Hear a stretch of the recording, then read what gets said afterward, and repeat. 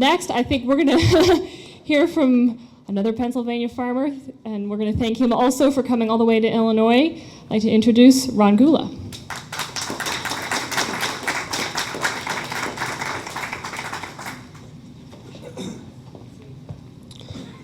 How you doing, folks? Glad you can make it out here. To address a couple of questions as far as real estate and the banks getting involved, my farm was paid for. And I went to the bank that I dealt with since I was a kid. And this is exactly what the banker told me. Because I was going to get a loan to support my lawsuit against Range Resources. He said, Ron, I've driven through Washington County and Greene County. I've seen all the roads, the well site roads. I've seen the well pads. I've seen the green tanks. I've seen pipelines. This is all new to the banking industry, and we don't know how it's going to work. He told me this back in April of '09. He said, Ron, I'm going to compare this to the Obama stimulus package. It's all new. We don't know how it's going to work. He proceeded to say that it doesn't matter how many wells are on your property. It's a commodity. It goes up and down with the market, so they can't put a value on it. He said that we would have to appraise your property, and your farm, for round numbers, could have been worth $500,000. After we're done appraising it, it might only be worth $200,000. He said, in closing, Ron, we don't want your property. I said, okay.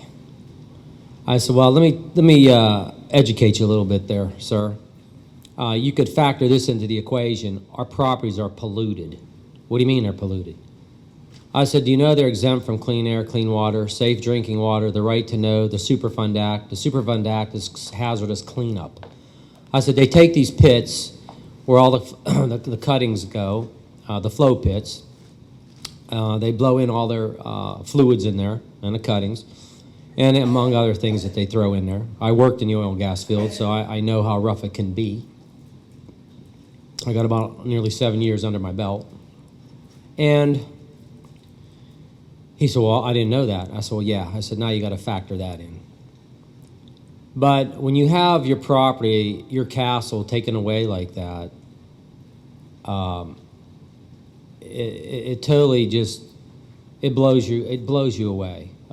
You feel like aliens landed. You don't feel like you're living in the United States. I've helped a whole lot of people. I've educated a whole lot of people. I've gone around, and I don't charge anybody to do it. I take my vacation time to do it. I could tell you stories about people. There are so many Terry Greenwoods out there, it's unbelievable, and the stories are far worse. And the industry just denies. But one thing you need to do, you always got to follow the money. Because the first thing that these boys do when they come to town, they retain the largest law firms in town. They retained every large law firm in Pittsburgh. And these law firms are milking it. They are loving every minute of it. And I've gone through 2 different law firms. The first law firm out of Pittsburgh, just to give you a little quick rundown, they charged me $25,000 and change for 2 depositions and 2 meetings, and they filed a motion in Washington County Courthouse, which is approximately maybe 30 miles away. $25,000 and change? Well, they were, the industry was upset because I was pushing the discovery. They tried to give me $75,000 to shut up and go away. And there's more to this story, but I'm in litigation right now. So, anyway, I dropped that law firm. I never paid them the $25,000. I paid them $6,100. I never paid them a dime more.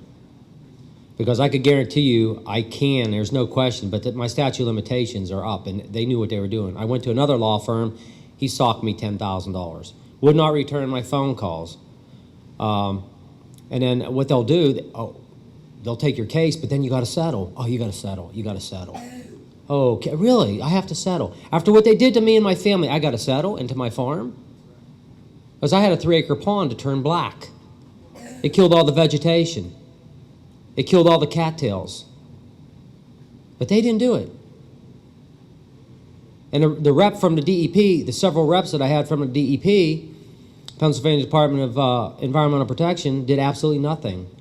They're standing there just like I'm standing here right now. Oh yeah, and one of the reps from the gas industry. They're looking at the pond like, yeah, there's a problem. And then the overflow pipe, my 18-inch overflow pipe, when you looked at the stream where the water was coming out of the pond, the bottom of the stream looked like black velvet from bank to bank, all over the stones. I'm like, what in the heck is this? I don't know.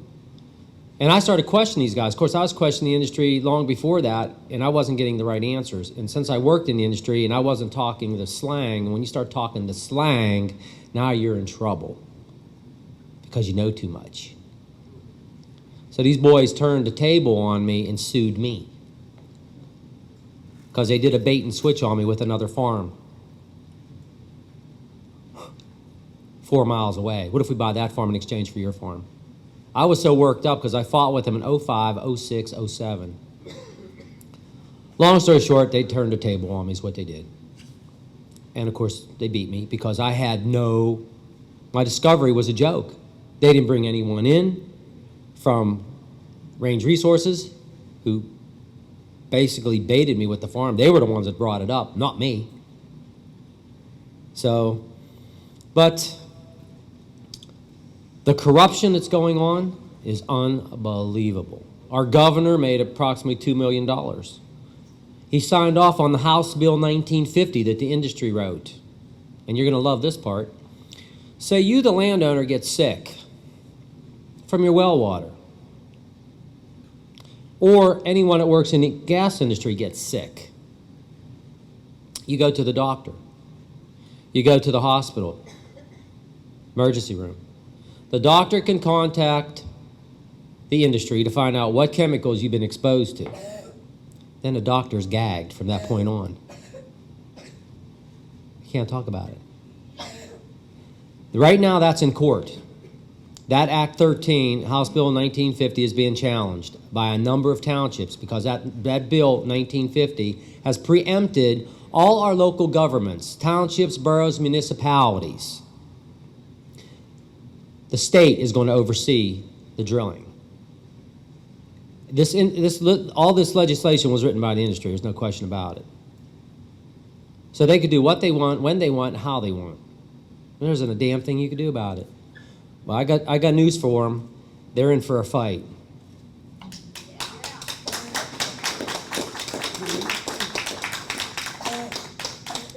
We've got a lot of townships now jumping on board that are involved with this lawsuit. We just had another major community, Murraysville, jump in, and they're just right outside of Pittsburgh. I know the legal team. I know quite a few people that are involved. One township supervisor who has really led this charge because of what the gas company has done in their township, where they put up a cryogenics plant, basically, no permit. And that's what they'll do. And they'll put these facilities up, like the compressor stations, and people living around the compressor stations. We got a number of people that are sick. There's lawsuits out the wazoo. They're just stacking up. And last night when I spoke, we had industry there, and they were just trying to rip me apart like pit bulls and denying everything. And I'll hold my own. But I don't like to argue.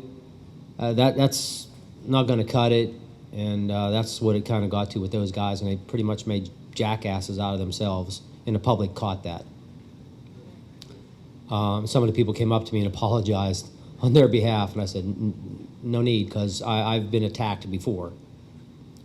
And as I told them, I said, if you don't believe what I'm telling you, that people are being affected and people's water isn't being trashed and contaminated, come to Pennsylvania. I'd be more than happy to take you around. I've told this many, many times because we always have industry people when I show up, or Terry shows up, when we show up together. And I used to do a lot of this myself. And then I started taking Terry around. I said, we need to, it's just me telling my story and telling everybody else's stories, because a lot of people call me when they're affected. I've got connections in Wyoming. I've got connections in Colorado. I've got connections all through Pennsylvania. I've got connections in, did I say Ohio? I said Ohio. No, okay, Ohio. Arkansas. Texas. It's a mess.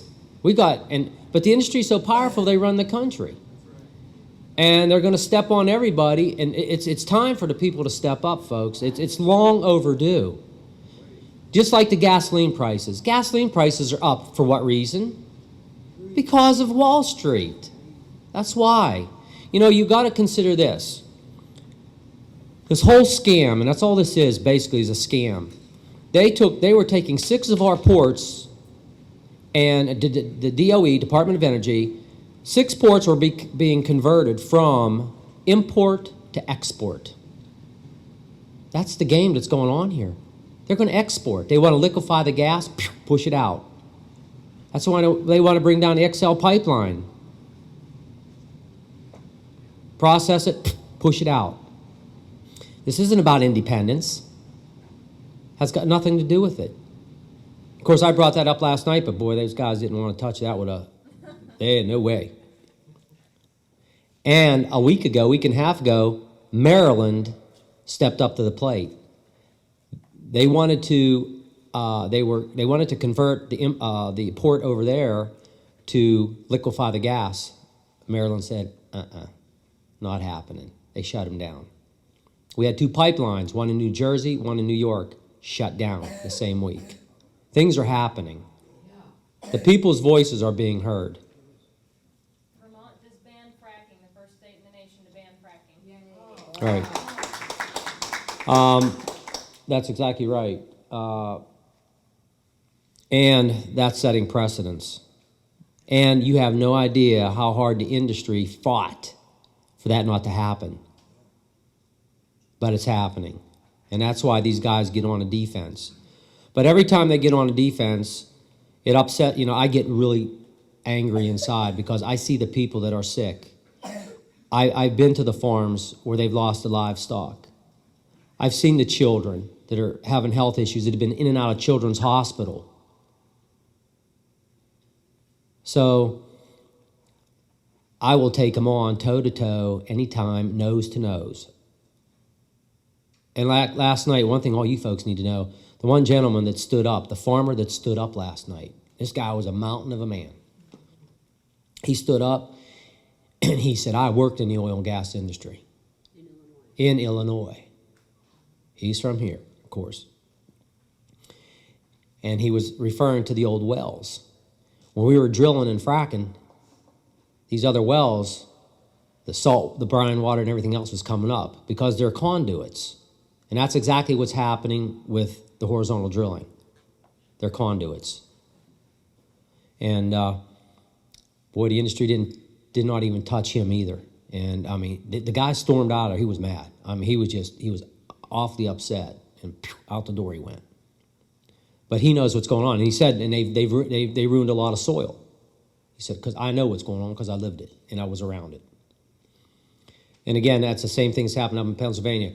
Our Pennsylvania DEP reported that there were approximately 300,000 wells in Pennsylvania that are totally unrecorded.